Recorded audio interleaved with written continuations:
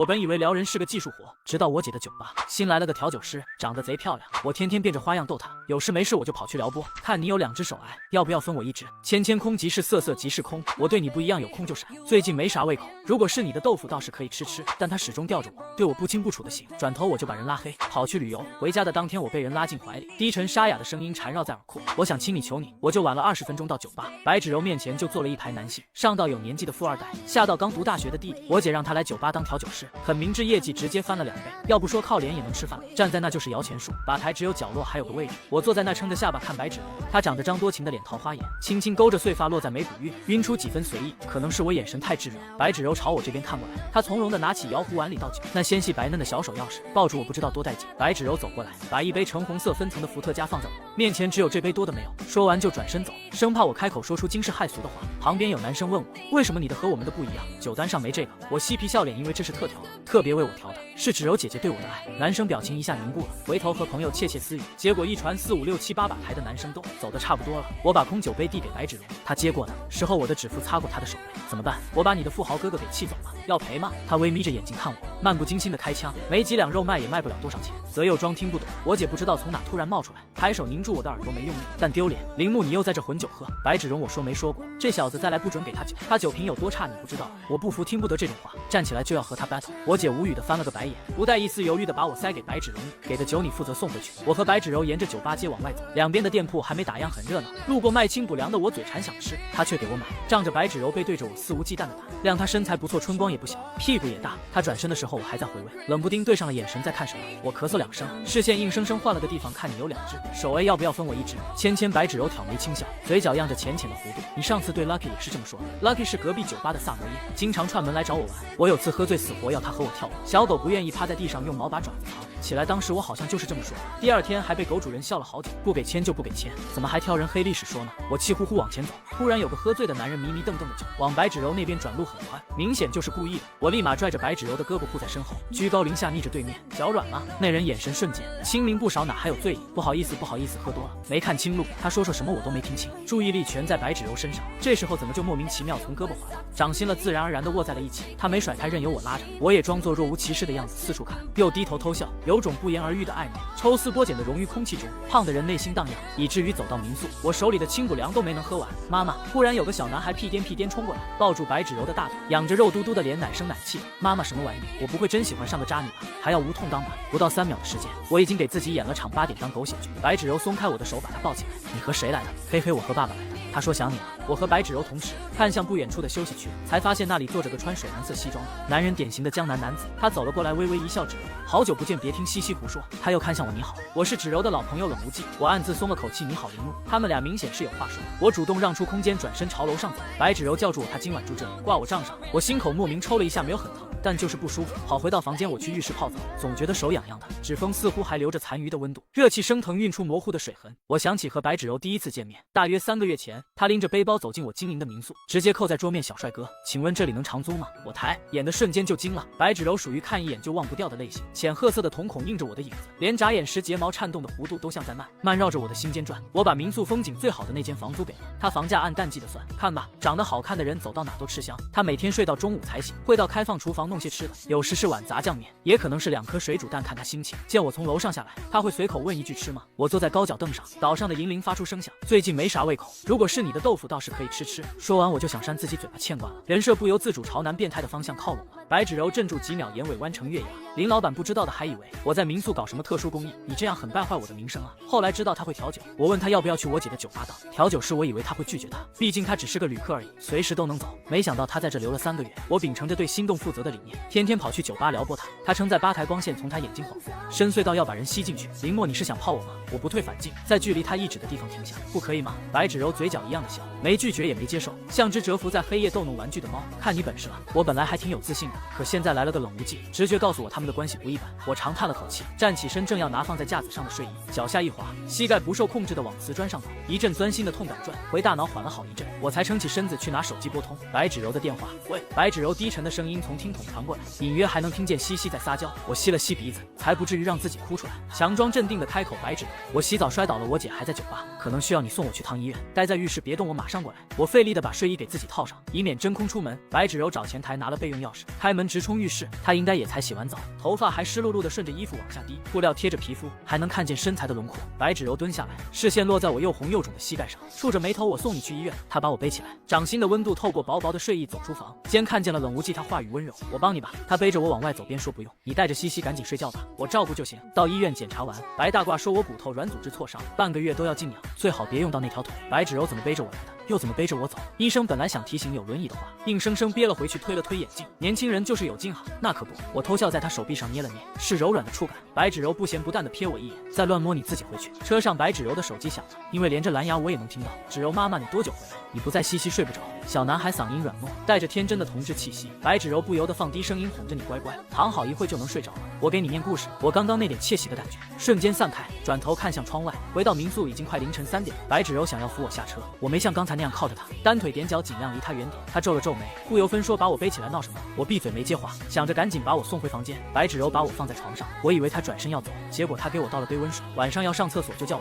我不明所以，捧着玻璃杯看她什么意思。她直接往我的沙发上一躺，胳膊枕在后脑勺，醒了，你赶紧睡吧，我也有点困了。说完她就闭上眼，看样子还真是打算在这过夜。我哪睡得着，干脆转头看向白芷柔，她仰身躺着，头发垂下来遮住点眉眼暖光，头在睫毛映出点影，睡个觉都这么傲娇。我在这心里怄气，她倒是挺舒服。我不满的开口：白芷柔问，没睡着吗？我坐起身，膝盖动了一下，疼得我龇牙咧嘴的。你和冷无忌什么关系？真憋不住再憋下去，明天走出大门我就得原地升天，肚子里全是气。沙发上的人转过身，睁开眼看我，挑了挑眉，憋了一路，终于忍不住了。这人真的很欠，也不知道怎么长大的。我攥着被子的手紧了紧，知道还不快说。我有个玩得很好的姐妹叫苏茵茵，去年发生了点意外，人走了。冷无忌是她老公，倩倩是他们的儿子。怪不得白芷柔当初来的时候看起来不怎么对劲，大多数时候都是笑的，可就是萦绕着淡淡的阴郁，又不知道从何而来。我忽然有点内疚，对不起啊，我不知道。没事，我也没说。他忽然又开口，所以昨天你不开心也是因为这个？我耸耸肩，是啊，我已经脑补了一出破镜重圆，我从中作梗当小人的戏码了。白芷柔唇角小幅度的勾起，漂亮的桃花眼也染上笑意。铃木，你小时候没少挨揍吧？没意思睡觉。我醒来的时候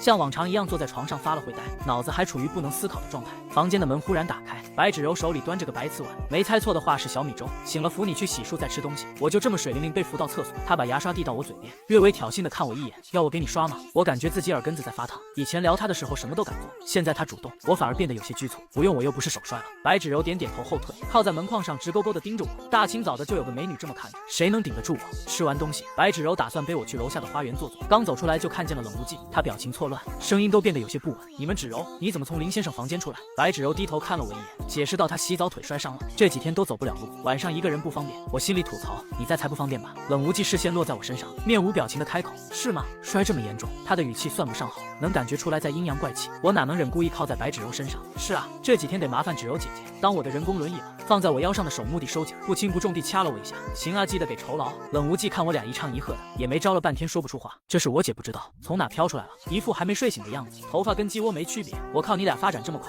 在我眼皮子底下顶风作案。我朝他翻了个白眼，白芷柔，我们快走，别和250共处一个空间。这几天都是白芷柔在照顾我，跟个土地主似的敲着脚刷视频，主页全给我推的美女跳的贼带劲，顺手点个赞。白芷柔递过来一杯手摇葡萄乌龙茶，铃木，你在我眼皮子底下看这些我也不信。嘘，吸了口饮料，冰冰凉凉的很解渴。你也要给我跳一个吗？要不穿衣服的那种。他眉梢一挑，伸手朝我脑门弹了一下，你是变态吗？空即是色，色即是空，我对你不一样，有空就甩。民宿有新客人来，白芷柔去帮忙办理入住，我一个人躺在小花园晒太阳，连冷无忌多久走过来的都不知道。林先生聊聊，他坐在旁边的凳子上，依旧穿着套西装，整个人透着委婉。芷柔是个很好的人，对吧？西西妈妈走了以后，一直是他在照顾我，他对我们真的很好。有一次西西半夜发烧，我慌了神给他打电话，他立马从外地赶回，忙里忙外，所以倩倩特别依赖他，还叫他芷柔妈妈。有时候我看着都觉得像真的一家人，有何事跑我这来洗脑了？我慢慢悠悠开口，小孩子心性纯良，谁对他好他就免谁。昨天李爷爷给了他一串糖葫芦，倩倩就追着人家叫爷爷，总不能说他想认李爷爷当亲爷爷吧？冷无忌眼里没了刚才的淡然，指节稍稍用力泛出青白色，那不一样。芷柔也说没关系，可以一辈子这么叫他。我不知道白芷柔说没说过，但他别有用心是真的死。老婆是很可怜，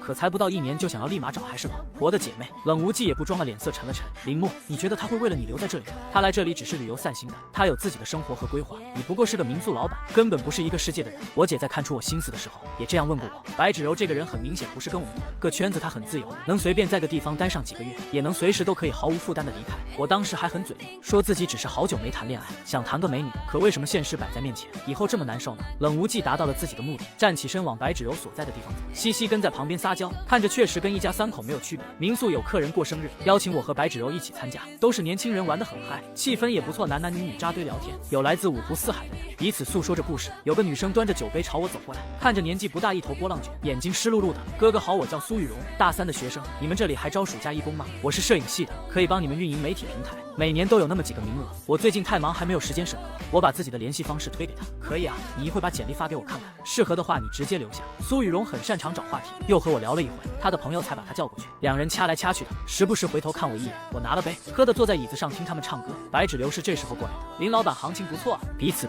刚刚已经看到好几个男生找他搭讪，冷无忌牙齿都要咬碎了，还要装作一副温婉大哥哥的样子，难为他了。白芷柔低笑出声，语调端得散漫，吃醋啊？不敢你随意。他朝我看过来，眸色暗了下去，彻底没了刚才的慵懒。什么意思？我仰头喝完杯子里的酒，毫不避讳地直视他，字面意思。紧接着传来孩童的啼哭声，我面无表情地提醒他西西摔倒了，你该过去看看了。说完我转身朝民宿里走，没有再给他任何回应。我从花市买了些鲜花回来，修剪好枝叶荆棘才放进花瓶里。身后传来一声清脆的咔嚓声，不用回头都知道是苏玉荣。他留下来当义工了，帮我运营媒体平台，顺带充当客服。我无奈叹气，我是让你拍民宿，不是拍我。默默哥只要你出镜，点赞量超级高，帅气老板坐镇才是活招牌嘛。那倒是，最近订房的人多了很多，几乎没有空房，我也就随他继续摆弄面前的花，正忙着，感觉面前附了层阴影。抬头就看到白芷柔站在面前，手里还拿着糖炒栗子。苏雨荣，你不是想拍船夫过桥吗？我刚刚路过，听到周伯今天出摊，那我现在过去，默默哥回来再继续给你拍啊。这样的事几乎每天都会发生，只要苏雨荣单独和我在一起，就会被白芷柔找各种理由支开。苏雨荣还没经历过社会毒打，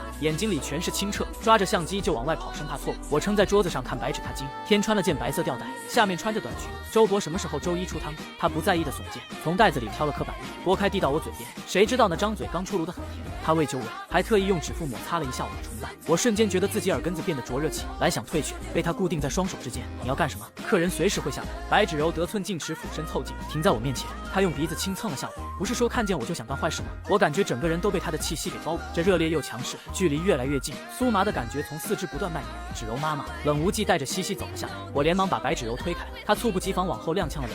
西西穿着帅气衣服，说话脆生生的。芷柔妈妈，我们今天去放风筝好不好？白芷柔勾唇，你默默叔叔去我就去。西西转过头，不情不愿的开口，默默叔叔你也在啊？你要和我们去吗？不去也没关系，我帮他把衣服整理一下。扯了扯嘴角，我就不去了，你们一家子去吧。2个小时后回来的只有冷无忌，他眼眶很红，时不时的抬手擦眼角。倩倩也没有吵闹，安安静静跟着回房间。我姐跟个幽灵似的飘到我后面，压低声线。我刚刚在外面听到他俩对话，白芷柔说了几句重话，他就哭了。说什么了？冷无忌的心思不难猜，大多时候白芷柔不愿意点我，是因为看在姐妹苏英英和西西还小的份上，她从来没有做过让人误会的事。但奈何有人爱脑补。我姐神经的捏着嗓子学冷无忌和白芷柔说话，难道你是喜欢那个林默？他就是个开民宿的疯疯癫癫的，他怎么样还轮不到你评价？别让我把话说的太难听，这么直白的护着我。我姐结束了她精湛的表演，没骨头似的靠在沙发上，还算这丫头拎得清。一会儿时间，冷无忌就带着行李下来，西西抱着他的奥特曼玩偶跟在后面。我让我姐去帮忙搬行李。冷无忌站在我面前，那天的事我向你道歉，是我冒犯了。我摇摇头，一个男人带着小孩本身就不容易，能理解他想快速找个伴，但用错了方法。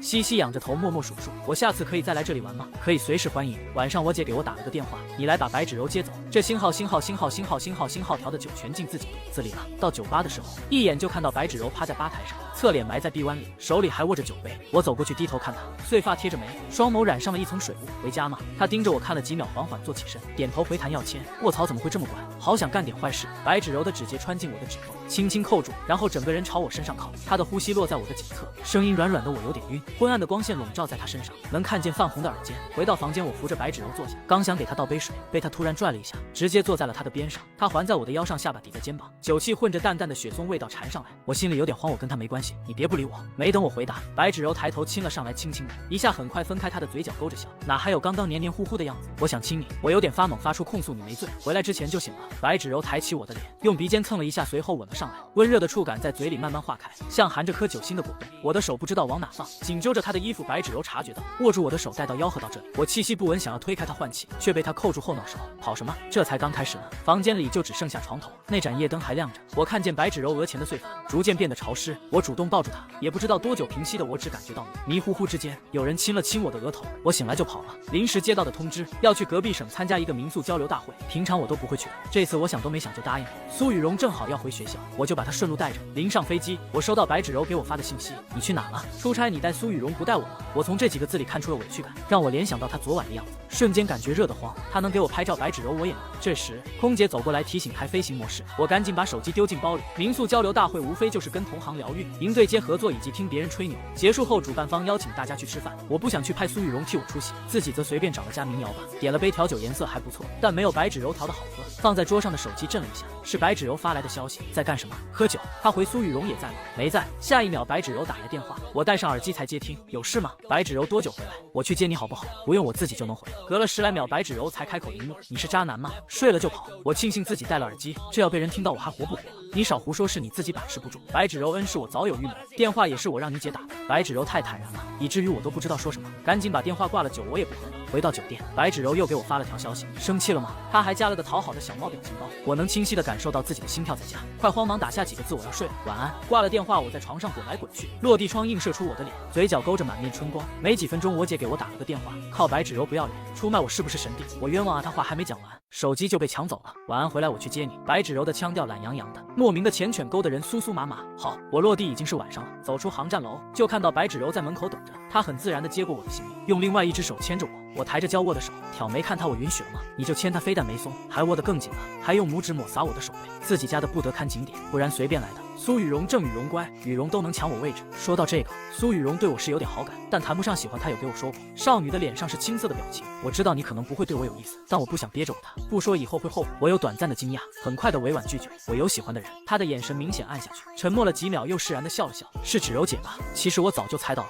就是不死心问问。输给芷柔姐不亏她还挺厉害的。之前我朋友有几个规划上的问题，她给了点建议，很快就解决。苏雨荣是个很坦荡的人，既能不留遗憾的告白，也能接受被拒绝，甚至还能给情敌说好话。想到这，我不服的和白芷柔对视，努嘴怎么就自己加了？我俩又没有人告白。白芷柔没说话，只是加快了脚步，走到地下停车场，她搂着我的脖子吻了上来，肆无忌惮，湿润又炙热。白芷柔的额头抵着我，气氛氤氲。我听到她略微沙哑的嗓音，林默，我喜欢你。我爸妈从小对我的教育方式就是大方向不错，其他随意。他们虽然希望我陪在身边，但更在乎我是否开心。之前来这里确实想要散心，没有想过要留下，可后来神不知鬼不觉的不想离开。我很明确的知道自己不是一时兴起，而是真的想留在这里，留在你身边。他有些紧张，抿了抿嘴唇，林默，可以做我男朋友吗？小时候陪伴着我和我姐的是母亲，父亲总是以要出去看看为理由离开，一年又一年。我不懂自由是什么，只知道他每次离开，行李箱滚过的声音像在母亲心上碾了一拳，让人失望。后来母亲生病，总是对着门口发呆，清醒时他会拉着我的手说，默默别指望谁会为了你而留下，人最终都是独立的个体，但如果你遇到心仪的人，也千万别放过。母亲用此生的经历警醒我，可以教会我勇敢。我不知道和白芷柔是否能走到最后，但我想试试。好，白芷柔入股了我姐的酒吧，这几天在忙着新装修的事，白天几乎见不着人。我蹲在院子里捣鼓多肉，门铃响了几声，抬头看见2个中年人，阿姨穿着米色的针织衫长卷发，看着特别温柔，叔叔则是休闲的打扮，气质儒雅。我过去倒了2杯玫瑰乌龙茶递给他们，请问是要办理入住吗？叔叔的眼神落在我身上，笑意盈盈，你是老板吧？长得真水灵，我们是朋友介绍来的，说你们这特别漂亮，服务也好，我们已经预定好了，就住2个晚上。帮忙办理入住的时候，叔叔一直在和我聊天，特别热衷。小伙子多大了？一个人经营这么大的民宿挺辛苦的吧？我马上27了，还行，不算太累，也有朋友帮忙的。他的眼睛瞬间亮了几度。朋友，女朋友吧？我没接话，有些不好意思的笑了笑。白芷柔是这时候回来的，头顶戴了个草帽，跟个当地人似的。他看到前厅的客人愣了一下，爸妈，我不是说不让你们来吗？我脑子嗡的一下，半天回不过神来，怪不得觉得叔叔有点眼熟。阿姨颇为嫌弃的看了他一眼，就允许你到处跑，我俩还不能来玩玩，顺便来看看你。说的特别有意思的小伙，我有些惊讶。白芷柔私底下跟他爸妈说过，白芷柔一过来有些头疼的说，他俩就是闲的，退休了不愿意在家，他们大老远来一趟不容易，我特地陪带着去附近的景点玩拍照，叔叔把我当小孩似的，买新衣服，看见好吃的第一口也分给我，真好看，这颜色就你们这种帅气的小伙子穿才好看，老板这几件都包起来，已经买了4、5件了，都不便宜。我正要去了，白芷柔搂住我的手表贴在耳边，小声说，我妈是真心喜欢你，不买她不舒服。其实我知道叔叔和阿姨是白芷柔特意叫过来的，她想用这样的方式告诉我，那些担心都不是问题。回去以后，我让我姐帮我去找老师傅，买了一套扎染刺绣，还有上好的普洱送给他们。民宿在网络平台小火了一把，客人越来越多，每天房间都是满的。也不知道系统出了什么问题，多售出了一套房间。我实在觉得抱歉，给人做了退款处理，还说帮他找一间同等价位的民宿。客人来自北方，好不容易有假期，等了好久才抢到的这套房，不想错过。我真的很喜欢你家民宿，就没有其他方法吗？可以加钱。白芷柔走过来，把自己房间门卡摆在桌上。你不介意的话，住我的3楼最右边那间。不介意，不介意。客人生怕他反悔，拿过门卡，提着行李就跑。我伸出手点了点白芷柔的肩膀，这么大方啊？你今晚只能睡大厅了。他蓦地抓住我的手亲了一下，恶劣的勾着笑。那我只能用点手段。幻灵老板收留我2个晚上。白芷柔已经不是第一次进我房间了，她极为自然地推开浴室门洗澡，